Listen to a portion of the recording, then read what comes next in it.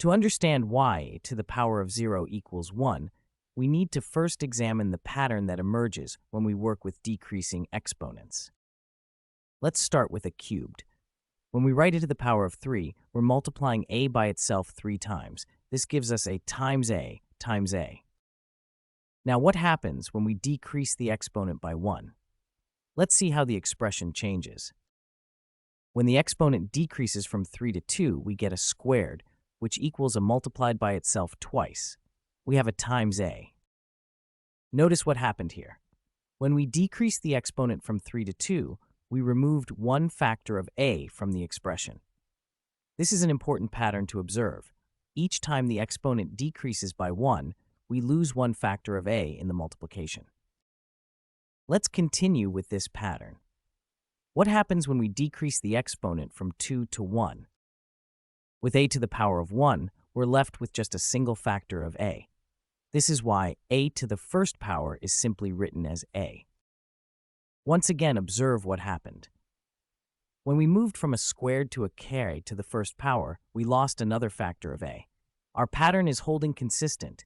Each time the exponent decreases by 1, one factor of a is removed from the product. Now comes the interesting part. If we follow this pattern logically, what would happen when we decrease the exponent one more time from 1 to 0?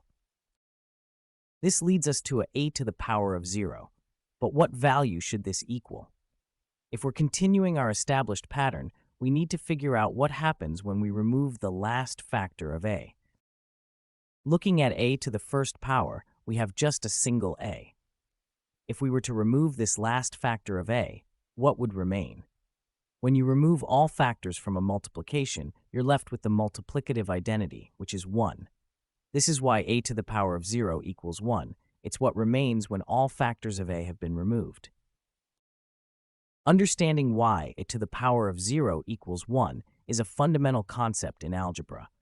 It's not just a rule to memorize, but a natural consequence of the pattern of exponents and how multiplication works. This pattern-based reasoning helps us make sense of mathematical rules rather than just accepting them without understanding. This pattern-based approach to understanding zero exponents gives us insight into the structure of mathematics and helps build a stronger foundation for more complex concepts. The division property of exponents is a powerful tool that not only helps us simplify expressions, but also reveals why any non-zero number raised to the power of 0 equals 1. This formula tells us that when we divide two powers with the